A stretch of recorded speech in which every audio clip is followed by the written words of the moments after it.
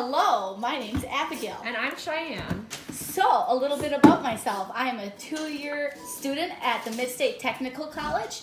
I joined the criminal justice degree, and the reason why I decided to do this is because I want to make a difference in the community, and I want our relationship of the police officers in the community to be stronger. And I am a 1-year student at the Mid-State Technical College. I am in the criminal justice program. Good? Yeah. Okay. So our project is the Police Protection Program, PPP. Pretty much what it is it will allow the police officers and small business owners to come together and to have the community trust the police officers and trust them that they will be there when they need help. We plan to change this to better the relationship and to know that the small businesses have somebody that will look over their business when they aren't there or when they're worried about their place. So this is going to take place in Portage County just because we have to limit it to somewhere small. We did take one business from Amherst, but so these are just going to be small businesses within the area. So why do we choose this project? We chose this project because, one, we want to help the community and we want the community to build a stronger relationship, knowing that when the police officers are there, they will help you check on your businesses if you don't have a good opportunity to get an alarm system, a security system, or something that'll allow you to know that you have a break-in or something that has gone wrong. We want to make sure that the community knows that everyone is there to help them. So who is this for? So again, it's just going to be for the small businesses around the area. It can be for larger businesses, but they typically have their own security system. So it's just for anybody who feels that, they aren't equipped with enough alarm system, or they just feel like they need a little extra protection. So it's just anybody who wants to sign up, anybody can be involved. And then when this would happen, so all of the different officers and business owners that we talk to, they all prefer that would happen in the nighttime or even after bar times. That's just typically when most of the criminal activity happens. So how would the project start? It usually would take a couple of months. We need the approval of the officers and the Stevens Point Police Department, and we need the approval of the small business owners. So once we have that approval, we would start making the program. And it would probably take around a month to set up the website, to set the detail into the website and how it would work. And then after that, the police officers would send out submissions to the small businesses that want to be in this group. And they would pretty much add their information in. And if anybody wanted to be added in, they'd have to ask the police officers to be submitted into it. So who would we watch? Pretty much it would be anybody who feels that their safety might be compromised, anybody who doesn't have a good security system, maybe just a camera but no audio, or just you have an alert that your door was open but you don't have cameras or audio to tell you what happened or why it happened. Anybody who has a ex-attendant, an ex-husband, ex-boyfriend, anybody they fear that might break in, or an ex-girlfriend that you feel might go a little crazy and might want to do something to get revenge or anything. So we're looking out for them if they feel like they're going to be unsafe or the business is going to be unsafe when they're closed. Pretty much, like I said, it'd be anybody with small businesses or if big businesses need help. And then how would we change this is to build a relationship. So one question that might come up is, well, how are you going to pay for this? How are you going to supply a program like this? So a typical program like this would just cost around $6,000, we estimate. And so we talked to a couple business owners and they agree that $50, a yearly submission of $50 would be appropriate to help fund this program and just have the extra, police hours and interactions with that. So how would the program be set up? Pretty much we would pay around $6,000 to have the program start up, and it would be, you'd start with a homepage, and then on your left side you would have links. Each link would be the name of the businesses that would be into the program. And when you click on their link, it would show their name, it would go to their page, it would show their contact information of what their name is, what their cell phone number or email is, just basic information. And so that basic information would, allow you as a different business owner to be able to contact your business and say, hey, I saw somebody suspicious, or somebody broke into my place, or something happened here, so I want you to watch your place, or I want you to know that your place needs to be watched, or just the community. There will be a separate, more detailed place where the police officers will contact the business owners with a red flag if there's a break-in or something suspicious, and a green flag if it's all clear. You will also get a green flag if, in case, say they didn't check your business that night because they couldn't get to it because something more important came at hand. They would send you a green flag saying, hey, I didn't check it this night, but I will check it tomorrow or the next day when they get time. Pretty much the red flag will also state that, hey, you need to come down to your business. You will get a call from them too saying, I need you to come down here, check your place out. Did you do this recently? Did you try to get into your place and didn't have a key? Did somebody else do it, or is this an actual break-in? How much you're missing? What are you missing? How much is the price that you're missing, or anything that was broken into or wrong? And then did you mention the green flags? How green flags, you show up, and then either if you show up or you don't show up, you alert them with a green flag. And other employees, which would only be managers, would have this information in case you need another second person to get to your business and you can't, or you're away or somewhere. So they'd have managers or the next employee you trust the best to be there for you when you need it. Other businesses can, like I said, throw up a flag if they need it, or say, hey, the community is safe, or hey, something suspicious came up, please check it for me, or watch your business because I saw this person. So in achieving all this, we did a couple interviews with people, and we went down to the Stevens Point Police Department to ask what they got and what they thought about our ideas. One of the people that we interviewed was John Moss. He is a sergeant at the Stevens Point Police Department. He's also a SWAT commander, and he's an 18-year veteran. So pretty much what he says is a couple things. We have pros and cons to this. Is that he stated that the crazy X or the X intended anything is a thing. So they already kind of have this program, just not to the detail that we would like. He says that he'd only like night shift because night shift is usually when more places are closed or more bars are open. Things tend to happen at night when people don't have the best of cameras. He says that the check-in should not be every single day, maybe once, twice a week at different times, and the police officers would log in, have the date and time that they checked in, throw the flag, whatever color, depending on what the scenario is. He would like to make sure, how many exits or entrances you have in the building, how many could be affected, what do your cameras show, all the possibilities of everything being affected.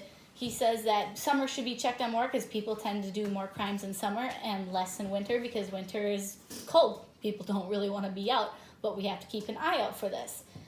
He also said that he wouldn't want the police officers to be too involved in this, where this is their top priority. And like I said, again, this isn't a top priority. It should be something that you can do when you have extra time. You're patrolling, you just want to check around, check the business. Don't put too much importance on it where you lose focus of your job. The other thing is a checklist of certain types of places, a spreadsheet to help you, who'd you check? Would you do it? Did you check this person at this time? Okay, cool. Willing to try different ideas and become better and more involved in the program that's his end goal he would like. Okay, so then we also spoke to Dana Williams. She was the department's very first computer forensic officer, and then she was promoted to sergeant. She's approximately been on duty for about 20 years. So Dana did give a lot of input on how to implement this. So first thing she mentioned was that a lot of times in situations with businesses like this, it's the employees that end up being the bad apple. They're the ones that are stealing the money. They're the ones that are just causing the problems within the business. So she said since this is a reoccurring problem that happens, that she doesn't feel a program like this would be able to handle situations like this. She also mentioned, like John did, that the winter months, which are the majority of our months, are going to be very slow. And so she's just afraid that since it is going to be so slow, that it'll just slowly keep getting thrown under the radar and become so much of not even a priority. Another thing that she pointed out was that business owners or businesses in general might end up, she doesn't want them to get mad at us because, you know, let's say, okay, they want us to check in at Friday night after close. Well, let's say we can't get to it that Friday night. She doesn't want businesses getting mad at us for, you know, not doing what they want. Or let's say if a break-in does happen, she doesn't want it to be put on like this program, like, hey, well, this was your job to prevent this. Why didn't you prevent this? This is your problem. But so she did mention that this program will need she thinks advertisement will be a key to it. She says she wants, you know, not only business owners, but she thinks that it would be a good idea for the community to know about this as well. So she thinks advertisement is going to be the key to this. She also said, you know, like since it isn't a top priority for the officers, that online, a quick spreadsheet would just be the easiest way for the officers to get it through with. She also mentioned that if officers can't, she thinks it would be a good idea to implement the auxiliary officers into this. Now, this would be also another bit of a work in progress to see, you know, who is willing to, you know, be up all night doing this kind of thing. But she overall thinks that it would be a good program to have. It would just need a lot of work, and she is concerned with the creation of it. So after talking about 2 officers and what they thought in it, we wanted to get some of the views of people who are in small businesses and what their ideas are. Some of the stats in Stevens Point, that the violent crimes are usually pretty minimum low. They're at 41, which is a total of 466. The crime rate is usually around 1,000 residents, so per the crime rate. And Stevens Point is actually 40% lower and compared to any other average, and it's about 60% less violent than nationwide. So, show you the Stevens Point map. Okay. So some of the residents in Stevens Point, the small businesses, we decided to interview them, and this is what they had to say. Okay, so the first place that I decided to talk to was Politos because it is one of the most known places that have problems. So I talked to Phil Johnson. He's a manager there. So Politos is family owned since July of 2007. So Phil stated that, you know, Politos, they probably have a fight about once a week. He says that it isn't, you know, they aren't super bad fights. They aren't the most dangerous fights. And he says he does feel safe working the night shift, but fights are very reoccurring. He did mention that being a manager, they obviously have a lot of paperwork to do. They have a lot of just online activities that they have to take place in. So he said he could feel like himself, he could feel himself losing track of this or not remembering. So he said one of the biggest things that he would need is like email alerts. Like he would need something on this website to alert him to, you know, remember to check in. He also mentioned that Politos, for being how many fights and how many things that they do have, they actually don't have an alarm system. They do have cameras that sometimes send him alerts to his phone personally, but as far as their security system, they don't really have much of anything. He already mentioned that officers, they do have one officer that sits outside of their building during bar times, you know, on Friday nights, Saturday nights, that, you know, so officers are already starting to do stuff like this where they, you know, watch over businesses that run into these problems. But he said that Fridays and Saturdays at random times would be the best for his company. And so we got another interview from a business in Amherst. It was called the Amherst Cafe. It's been owned now since 2017. And so she said that it was a very good idea, and her name is Dina Grahalski. She thought that what the idea of the program would do is to make her feel safer. She does not have any alarms or systems or alerts, so she only has 2 exits, and it would allow her to feel a little bit better, even though the police officers do come to her in business and tell her, like, you know, this business is broken into this week, so just make sure you keep your doors locked. That even the check would allow her to know that she feels safer. And with the ex-husband or ex-boyfriend or ex-anything, that allows her to know that her business is very close to apartments, that it will not be broken into. And she thinks that nothing really needs to be changed about this, as long as she's got, yes, of course, reminders and emails and alerts to tell her that, hey, your business is this, you need to come down and check. She thinks that, like I said, a second person would be very beneficial to have on the business when you need to get an alert and she's not around. She also thinks Maria. that the neighborhood watch or like the business association, this would help the community get more involved and be better with their relationship with the police officers. And that leads into our ending.